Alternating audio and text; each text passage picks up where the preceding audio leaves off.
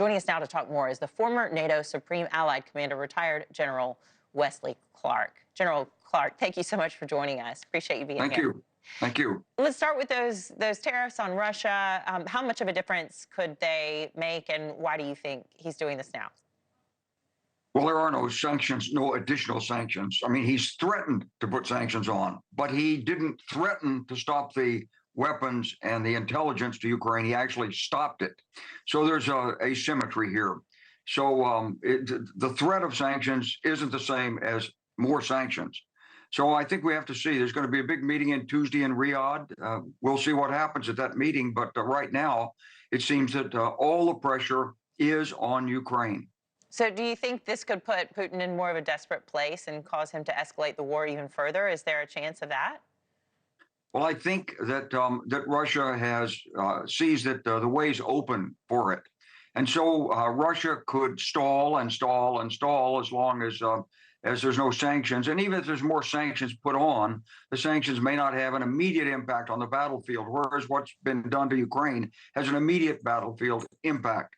So we know that Vladimir Putin's government wants the rest of the provinces of Luhansk, Donetsk, Zaporizhia, and others, and their ultimate game is to take the whole coastline of Ukraine, including Odessa. And so there's a lot of pressure on militarily. The Ukrainians are struggling right now.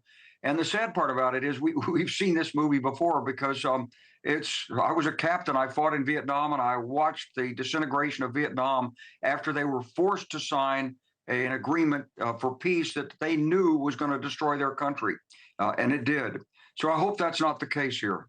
All right, if we can move on in our foreign policy chat and talk Iran now. Iran's supreme leader rejected President Trump's overtures to reopen nuclear talks. Why is Iran refusing to come back to the negotiating table?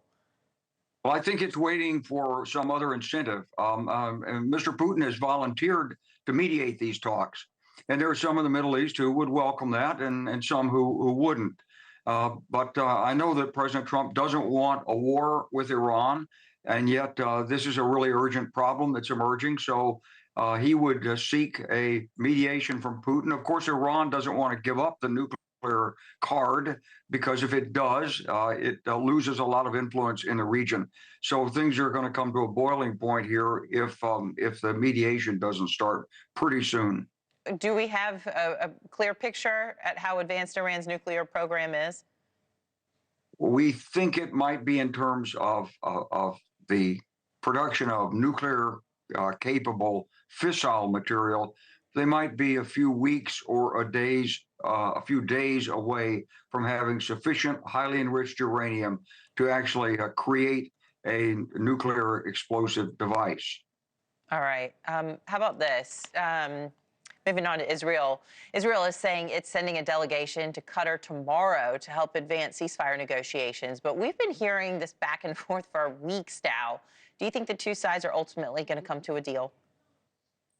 I think that it's going to be very difficult for them to come to a deal because ultimately the security of Israel rests on the destruction of Hamas. And that's the people that we're talking to. And the U.S. has actually done some direct talking to Hamas. I don't think Israel and I don't think the rest of the region either can tolerate a successful negotiation in which Hamas emerges, shakes its rifles at us and says, see, we survived all of this.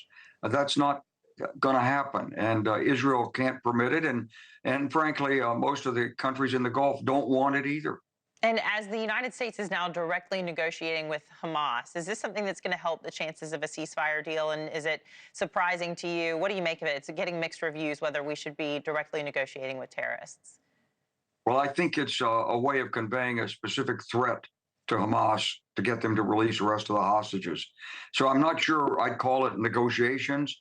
I would call it conveyance of a threat directly to them. Okay. As President Trump has said, they've got to release those hostages. All right.